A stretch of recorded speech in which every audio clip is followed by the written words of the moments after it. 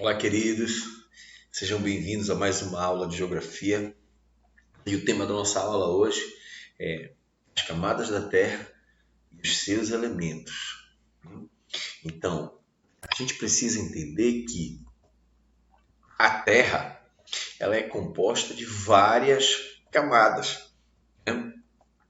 Primeiro, essa crosta aqui que a gente pisa, essa coisa mais dúctil, mais dura, essa camada é chamada de crosta ou litosfera. Abaixo dela, se você perceber aqui na imagem ao lado, você vai ver que tem o nosso manto externo.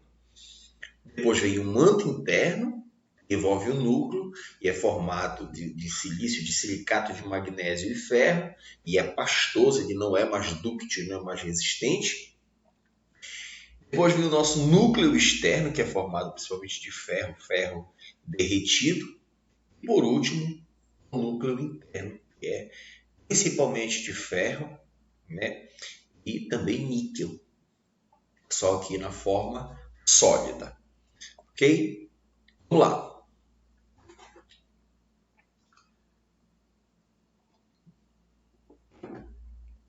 Vamos então de dentro para fora.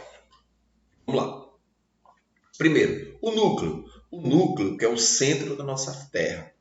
Ele é formado principalmente de ferro, mas também de níquel, mas principalmente de ferro. E o núcleo é essa porção central do nosso planeta. Eles têm cerca de 3.400 quilômetros de espessura. Ele possui duas partes, o interno e o externo. O interno é essa parte sólida, é o imenso cristal de ferro sólido, principalmente de ferro sólido. E o externo, ele é líquido, ele é pastoso, né? É formado principalmente de ferro derretido. O núcleo interno ele tem uma temperatura de aproximadamente 6.000 graus Celsius, ou seja, uma temperatura absurda, que está o nosso núcleo interno. De acordo com os cientistas, o nosso núcleo interno ele gira no mesmo sentido e um pouco mais rápido que a Terra. Então ele tem um movimento que ele está mais acelerado, os cientistas acreditam, da Terra. Ok? É isso que contribui para a nossa ação gravitacional. Ok? Como se estuda isso? Através da geologia, que é a ciência que estuda essa evolução do nosso planeta, da Terra, desde a formação, há cerca de 4,5 bilhões de anos atrás, até os dias atuais. Okay? Vamos lá. Vem de dentro para fora. Depois o manto. O manto ele é pastoso, é como se fosse aquele mingau fervente, né? E em constante movimento. Imagina uma panela de pressão e um mingau dentro daquela coisa, né? Em movimento. E ele envolve o núcleo, né? Essa camada pastosa, né? De aproximadamente 2.900 quilômetros. Esse aí é o manto. E o manto também é formado de duas partes, o interno e o externo. Né? O manto terrestre, nós falamos isso agora há pouco, deixa eu voltar lá naquela imagem, olha lá, o manto interno e o manto externo. Então, o manto ele é formado de magma, né? Então, uma mistura, como se fosse um mingau fervente, né? de silicato de magnésio e ferro, né? E ele está a aproximadamente 3.500 graus Celsius. O magma e o núcleo externo estão em constante movimento, isso que eu falei para vocês, por isso que acontece, né, o calor interno, né, e ele se propaga para o núcleo, no núcleo interno e se propaga para o núcleo externo, ou seja, 6.000, aproximadamente 6.000 a 6.500 graus Celsius, se propaga para o magma, que chega a 3.500 graus Celsius, né? E esse movimento, essa altíssima temperatura, ela cria movimentos de subida e descida, né, nessa massa líquida e pastosa. Ok? E por último, a crosta, que é a camada superficial, né, que também é chamada de litosfera. E a espessura da crosta terrestre ela vai entre 10 a 70 quilômetros. Por que essa variação? Ela é mais, nos oceanos, ela é mais, né, estreita e ela é mais espessa, né, nos continentes. Então, só para lembrar, para atingir o ponto mais profundo da Terra, a gente teria que imaginar um percurso de 6.370 quilômetros, né? Então, que a Terra terrestre, né, seria essa crosta terrestre seria o quê? Uma casca. Uma casca externa, como se fosse um ovo, né? E essa casca seria a crosta terrestre. Ok? Então, os principais elementos que formam a crosta são o silício, o alumínio e o oxigênio, né? Além do ferro, em menor proporção, o cálcio, o potássio, o magnésio, o fósforo, e enxofre, principalmente, entre os outros. Ok? Bem, só para lembrar da nossa aula anterior, as placas tectônicas elas ficam em constante movimento e esse movimento ele é impulsionado por esse movimento do magma que constitui o manto terrestre, né? Que eu falei, esse movimento de subida e descida, tá? Esses movimentos de convecção que são chamados aí, tá ok? Vamos lá? E a nossa crosta terrestre ela está dividida em 3 camadas. A casca, que eu falei, a casca do ovo, a crosta terrestre, ela está dividida em 3 camadas. De baixo para cima, rocha matriz, subsolo e solo.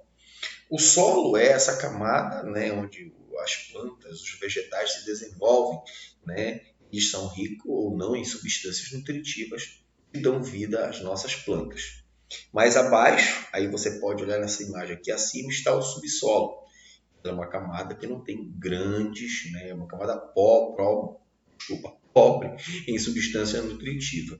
Elas podem ser encontradas ali, alguns minérios, como o ferro, né, aqui na nossa região, por exemplo.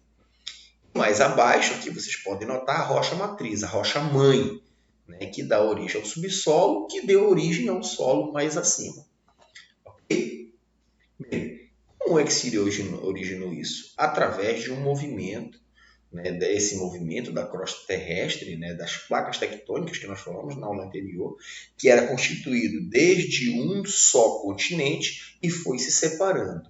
Esse único continente era chamado de Pangeia, que foi se afastando, vocês podem perceber aqui, né, na ilustração, nessa animação, até formar essa atual, né, configuração dos continentes hoje.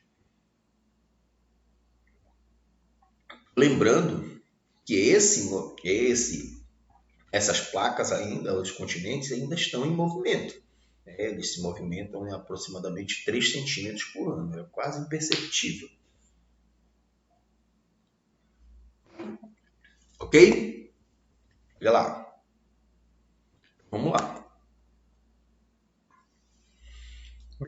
Devido a esses movimentos das placas tectônicas, esse movimento contínuo, que são imperceptíveis, como eu falei para vocês, né? Às vezes a gente pode sentir quando acontece o que a gente chama de sismos, né? Que são os tremores de terra conhecidos como terremotos.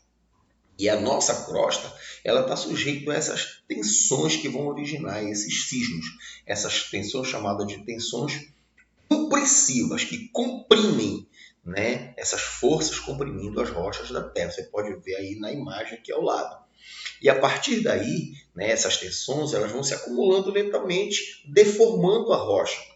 Quando a resistência dessa rocha é vencida, ocorre uma ruptura, gerando as vibrações, os sismos que se propagam em todas as direções. Imagina uma rocha aí, né, sofrendo esse movimento até se deformar.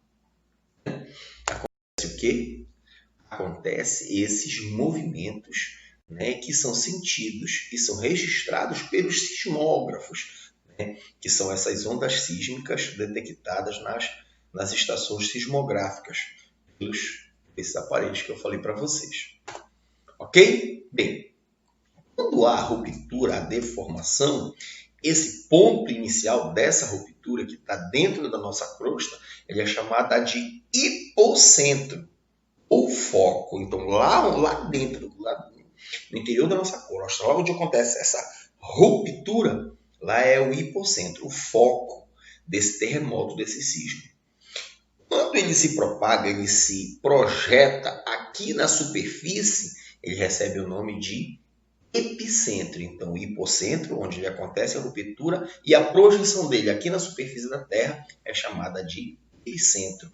Ou seja, quando vocês veem o noticiário, tá, o epicentro do terremoto foi onde ele se propagou. Né? Mas onde aconteceu a ruptura é chamado de hipocentro, lá embaixo. Ok? Vamos lá. Aqui são alguns exemplos. Esse foi um terremoto em 85, no México.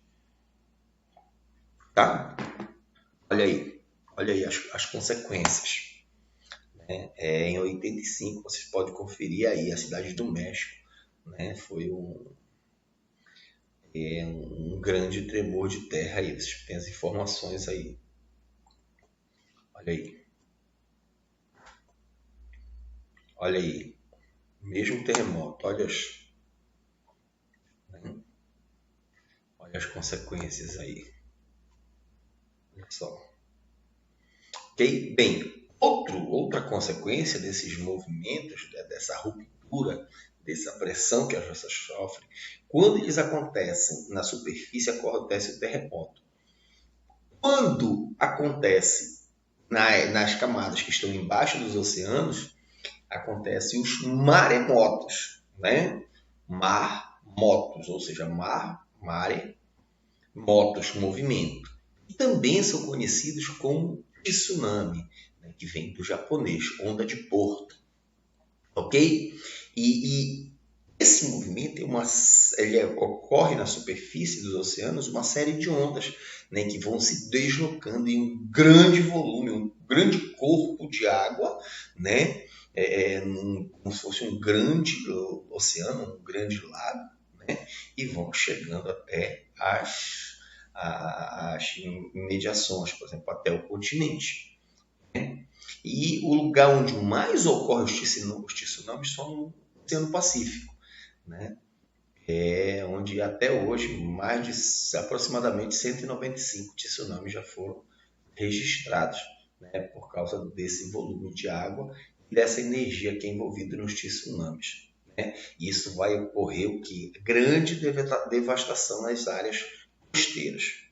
Então vamos lá, sismos, erupções vulcânicas e outras explosões submarinas, né, como deslizamento de terra no interior, né, e outros movimentos, né, eles vão causar impactos e outros distúrbios acima ou abaixo da água e tem o potencial de gerar esse tsunami, esse grande corpo de água.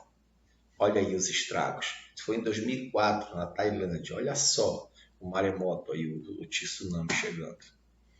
Tá? Olha só. Olha aqui, isso aqui foi no Sudeste Asiático em 2004. Olha aí a devastação. Olha lá. Em Sendai, isso já foi em 2011, foi em Sendai. Olha aqui também na Ásia. Olha aqui, ó. Olha só.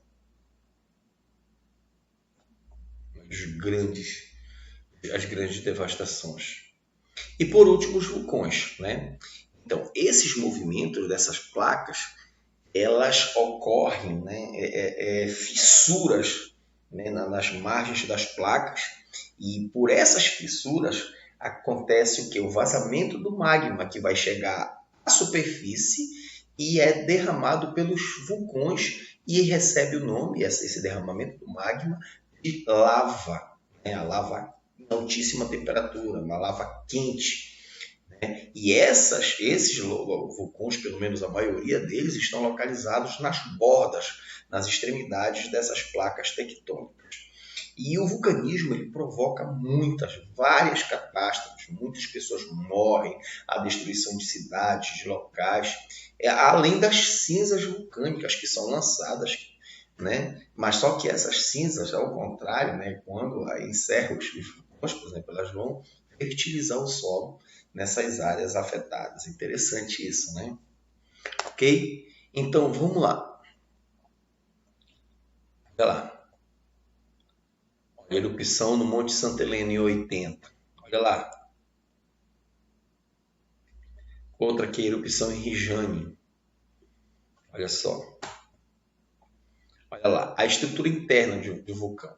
Vamos lá, de baixo para cima. A câmara magmática, onde está contido o magma, né? A câmara secundária, são pequenas fissuras, são fissuras menores, né? A chaminé, por onde há a convergência, né, do magma. A cratera, por onde sai, acontecem as explosões. Aí você vê os piroclastos, né? Que são esses lançamentos de pequenas rochas e tal. O cone, né? E o derramamento da lava, é a magma aflorada na superfície. Ok, queridos? Tudo certinho? Obrigado pela atenção de vocês. Espero que vocês tenham entendido, gostado. Tá? Deus abençoe vocês. Beijo no coração. Tchau.